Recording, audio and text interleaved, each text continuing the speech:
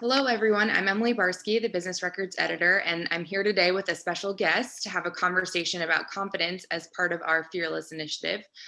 Fearless was launched in November 2020 with a simple goal to empower Iowa women to succeed in work and life. Our coverage digs into a variety of women's and gender issues, and I invite you to check it all out at fearlessbr.com. Joining me today is LaNisha Cassell, who is the executive director of the African American Museum of Iowa, which is in Cedar Rapids. Hello, LaNisha. Hi there. Thank you so much for having me. I'm really excited to be with you today. I look forward to sharing. All right, so we'll dig into some of your own experiences with confidence. To start off with, what do you see as when you think about confidence? What do you define Mhm. it as? How do you think about it? I think, I thought about this question and it's just the idea of confidence and what it really means. And, for me, it's really just understanding and valuing what my strengths and my capabilities are, and making sure that I boldly walk in them and demonstrate those. And so sometimes it's maybe subconscious or sometimes it's intentional, but definitely understanding what my worth is. And I think that's really important because so many women, especially, don't feel confident or don't know why they should be confident. And so I think that's really important to really understand what your worth and what your value is, where your strengths are, and how you contribute when you're in different situations.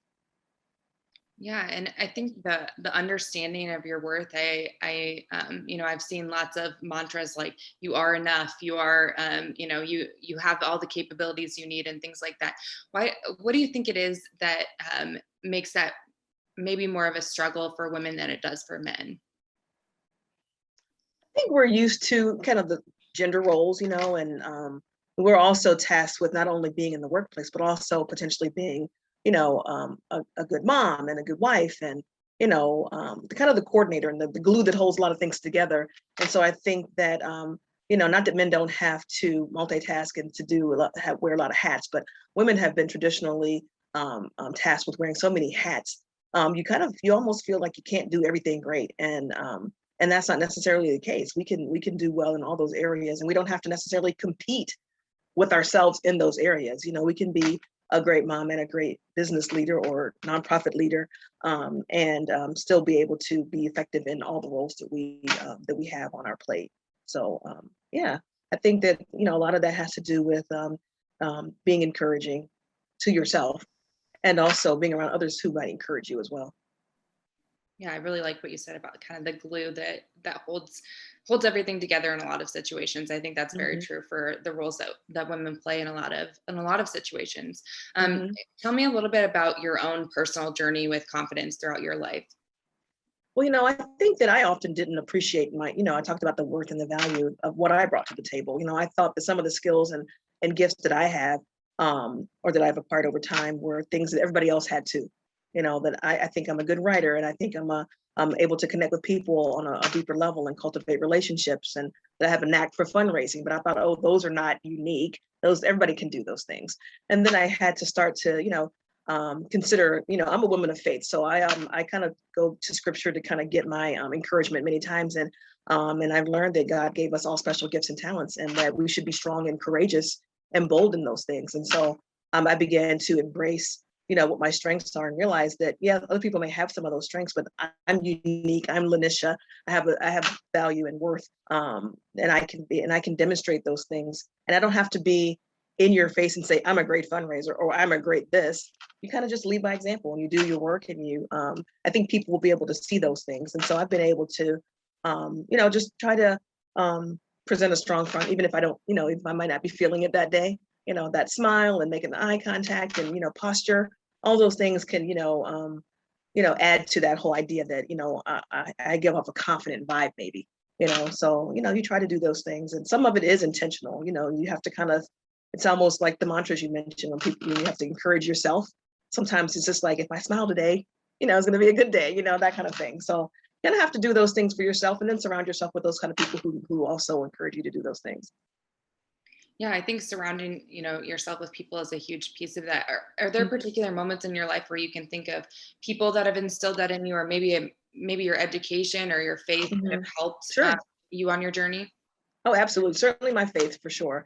I can always look for a scripture to give me that encouragement that I need and that boost of confidence or to bring me up when I may be down. But honestly, all the women in my life have been, and my family have been really strong women. My mother, my grandmother, my stepmother, my sister, my identical twin sister. She's a strong, confident woman as well. And even in, we know each other the best. And so we know when we're kind of having those moments, but you just encourage one another. And I think those are the things that really matter the most. In addition to my faith, obviously, I try to surround myself with other women who are going to be encouraging, and not people who will lie, but people who will tell you the truth in love and transparency, so that you can be better.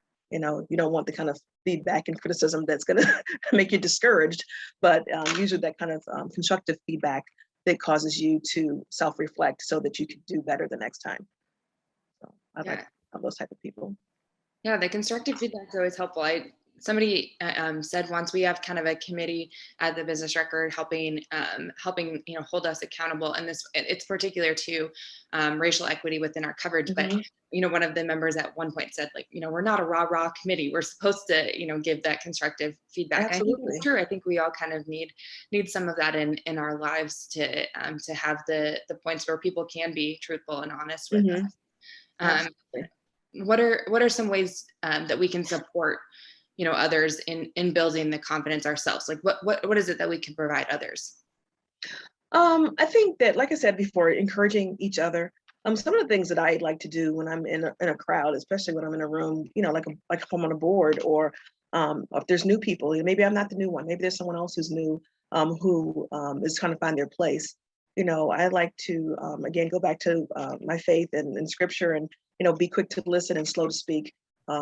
Seek understanding, and so sometimes it's not always the best to just be vocal. Sometimes you want to listen and speak when it's necessary. And I try to encourage others that way as well. When I work with, especially women of color, who are, trying to find their place, to make sure that you don't hesitate in a way that makes you look not confident, but that you take time to really observe and to know where you are, and what the next best step is.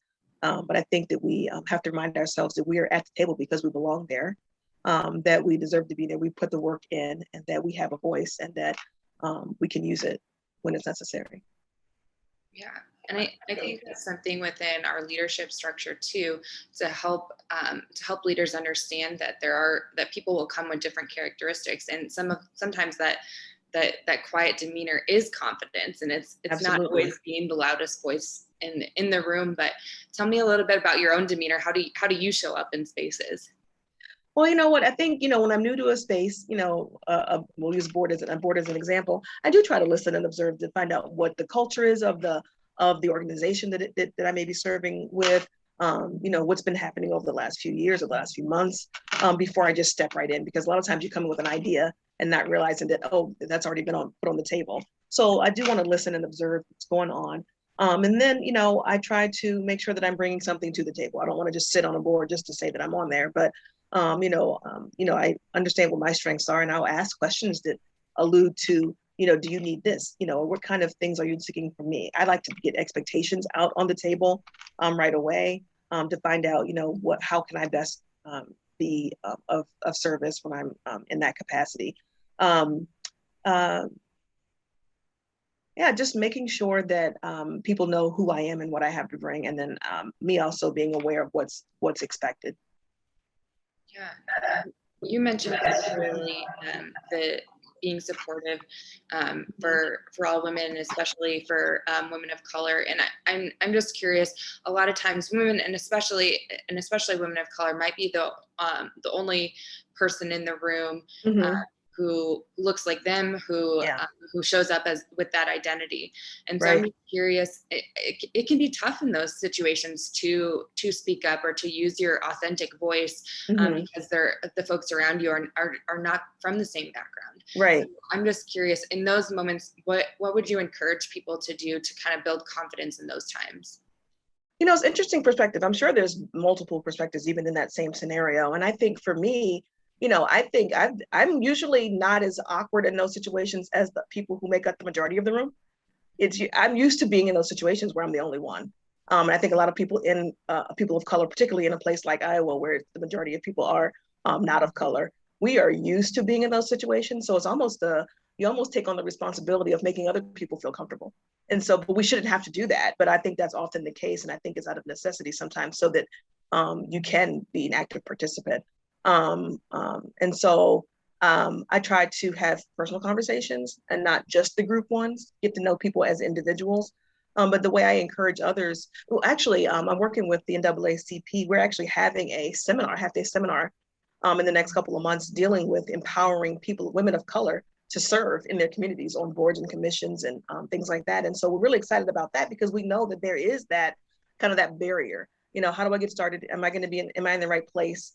You know, do I have a voice? How do I use my voice? And so we're proposing that we encourage these women. And I think just letting people know that you have the right to be there and you have a voice is really all it takes to make someone feel a little bit more at ease because you've earned everything that you've gotten because you've worked hard. So why shouldn't you be there? And so it's kind of more that perspective. But I am often cast in the role of trying to make other people feel more comfortable about my presence versus me feeling uncomfortable because I'm used to being in that space. Yeah, I really like the question of why shouldn't you be there? You know, Right. and thinking about it that way. I've read a lot about a particular issue, and I've certainly experienced it. I'm sure a lot of women have at some point. But if you're in a room and there aren't a lot of women, I think if you took track of how many minutes men are speaking versus women, it's often a lot of times that that women are quieter, maybe because they don't have the opportunity to speak up as much, or those kinds of things. Is this something that you've experienced as well? What do you think can be done about that? I think it probably depends on the room that we're in, but I do think that in general, if I'm generalizing, that probably is the case more often than not. And I think women are more cast in the role of serving more. You know, like we're always first to volunteer to do the extra things when there's an event or there's a program versus the reporting out that happens by a lot of the men. I think that we can take it upon ourselves to jump into those roles ourselves, or we can, again, listen, observe, and speak when it's appropriate. I think that when you have something important to say, it stands out more when you say it when you're not speaking all the time. So some of those men who are in those roles where they're doing all the talking, it's very apparent that it's that I'm kind of like I'm taking over, and it's not always something that people look at favorably. So I don't necessarily know that I want to step into that role of being looked at as the person who takes over the room, and because those aren't the people that you usually, those are the ones that people are talking about after the meeting is over, who took over the meeting and didn't let anybody else talk. So I'm comfortable letting the guys do that, letting some of the men do that. But I think when we have something to say, we shouldn't be shy about saying it or being a part of that conversation and not letting the men dominate those conversations. And really, it's all about what we contribute. If I'm going to be a part of an organization and contributing something to the mission to move it forward, then I would think that I would need to be a part of the conversation that's happening publicly with the men as well. Yeah. Talk a little bit about from the allyship perspective, if you are, the man, one of the men in the room, or if you are, the a white woman, or wanting to make sure that underrepresented folks in the room are included. What are some of the strategies that you think would be helpful to ensure that all the voices are heard if you are coming from that privileged role in the conversation? I think making sure that you take the opportunity to include other voices. And it may not be something that's obvious. Maybe it's, I'm going to make sure that I hear from every voice in the room. I'm not going to just call on the person of color just to say I called on the person of color, but I'm going to hear from everybody in the room. And so, and in those situations, you're going to get the best of the best because you're hearing all voices. It's oftentimes where there are a lot of people in a room who don't speak. And it may not be because they're of color, or they may be because they're a woman. It may be because they feel, like we talked, the whole confidence issue may not be limited to a minority or an underrepresented group. It may just be because that there's someone who's dominating the whole conversation. And as a leader, I think in a room like that is our responsibility to include all the voices at the table. And I think that's one, I think in my mind, easy way to be an ally, to get all the voices, perspectives in a room, is to make sure that you've not excluded anyone. Right. I think that's, something I've heard a lot too, is it's not enough just to have representation at the table if you're not including folks in the conversation. Absolutely. I've definitely been requested to be on boards, and most people are pretty honest. We're looking to diversify our board, and we want other voices that haven't been heard. But I think also broadening your network, because I know there's more than 10 people of color in the community. Why call the same those same people? Let's not only expand your network, but use the people that you do know, who are the people you're trying to seek to give you a broader network. I often will send other contacts when I get a request for something, if I'm not available, or even if I am available. Um, I want to say, hey, but I know 10 other women or men of color who would be great and be very interested in participating in something like this, so that we're broadening not only the network of the organization that's seeking that, but also expanding the reach of the people who would be valuable assets to that organization. Yeah, and I think that's a place for people with privilege to be seeking that out and broadening their networks Hmm. instead of putting that responsibility on you to Right, do. right. So yeah, so I think that's definitely a good thought for folks that are wanting to do that. Hmm. Um, tell me a little bit about some of the times where you've really had to draw on that confidence in some of the moments that have maybe been a little more fearful in your life. It's interesting. So I've in my past uh, job here in Iowa, I all of my board members have been white. I've had not at the museum, but when I was in Marion, my entire board was white. I never had any issues that was apparent anyway, that anybody had any issues. I was there for 11 years. But I think in the beginning, there was a little bit of this, I'm the only one in the room, but they're also all my bosses, they're all your board members, and feeling that pressure of to perform well. And I think that was kind of when I started to really kind of dig deep in my faith and develop that sense of confidence, because the more you know your job, and the more you've been able to do your job, I think that's what builds the confidence. So putting that effort in. But there was never a specific instance of anything, but I think just in general, there was those instances of just, man, I hope I'm doing the right thing, and I hope that I'm making the right impression. And I don't know if that had been the same if I had been looking at people who look like me, or at least more of that in the room, or not. It wasn't a conscious thought. I don't think it was more of a, when I look back on it, I could see that those may have been some subconscious feelings or thoughts that I might have had in that environment. Yeah, I think so much of that subconscious thoughts about that stuff starts when we're toddlers. Mhm. Yeah, absolutely. So I'm curious too. What do you think we can do to make sure we're establishing the same amount of confidence in our girls as we do our boys? Well, I like the idea of, girls can do anything that a boy can do thing. It sounds very cliche, but I mean, I have a boy and a girl, and we try to encourage them both to do multiple activities and things that are maybe out of their comfort zone, whether or not it's something that, maybe my daughter feels more comfortable doing something that traditionally that would be something that my son might be considered to do, or vice versa. And we don't stop them from exploring, different types of sports or academic activities just because people expect him to do one thing. When people ask my son, what sport does he play? Well, first of all, the fact that they ask him about sports and not academics, that always drives me bonkers. But I like when he says golf, people are surprised. They think he's going to say football and basketball. And when my daughter talks about what she wants to do, after high school, and people are surprised that she has a plan, that she wants to go to a specific institution and major in a specific field, and aren't expecting that. So I think that I like when people are taken by surprise, or who are not used to the answers they get when we answer those questions. So I think just encouraging young people, whether or not it's a toddler, elementary student, a high schooler, that they can do whatever they want to if they put the effort in, and they take advantage of the opportunities that are afforded them early on. Yeah, great. Well, I know you kind of started off talking about confidence being, really about the worth that you give yourself.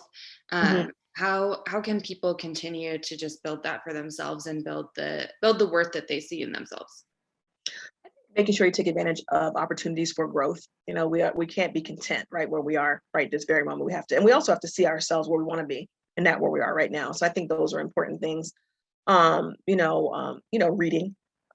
Reading books on development and professional growth, and particularly content on whatever field you might be in, or whatever field you want to go into, surrounding yourselves with other professionals who are successful. I think that's important, who we surround ourselves with. And I like to be around people who are doing things and making strides in whatever area it might be. Um, and the self-worth, you have to constantly kind of validate that you are doing the right thing, and asking those hard questions of other people around you. I think it's important to ask people their perspective, but you have to, when you want to ask someone for their honesty, you got to be able to take it as well. So I think it's important to do that, and I think you have to have people around you who actually will be honest with you about your efforts and your successes and your failures. And it's okay to have those failures, because I think it's not challenging if nothing is hard. You have to be able to. You won't grow if you're not challenged. Right. Yeah. I think sometimes confidence can be confused with having the big ego and thinking you're great at everything. It's really Right. not that. It's knowing your strengths and knowing the areas that you want to continue to improve. Exactly. And I mean, it might be part of that's probably also knowing your weaknesses, so that you can either strengthen those areas, or I don't want to say avoid those. That sounds bad, but you know what I'm saying. If you know where your weaknesses are, you won't fall into certain traps. Yeah. Yeah, I think that's great. Well, you've offered a lot of great insight today. I think any day that I'm having some confidence issues, I'll tune in and and re-listen to some I of hope your so. thoughts. Is there anything that we didn't touch on that you think is important for people to think about with confidence? I think it's important also, when you look at the people around you, to really think about people's intentions. I don't think everyone has bad intentions when it comes to being maybe somebody who might be considered being discouraging, or you might be in a room where your voice isn't heard the way that you wanted to be heard. It may not be someone's intention to do that, and I think confronting those type of things direct. You might find that somebody just didn't know any better, and you might be able to educate somebody in a few moments, and it can change things, not just for your relationship, but for them and other relationships they have. Yeah, that's great. Yeah. All right. Well, thank you, LaNisha. I appreciate your time Thank today you. and all of your insight. Thank you so much. I appreciate it.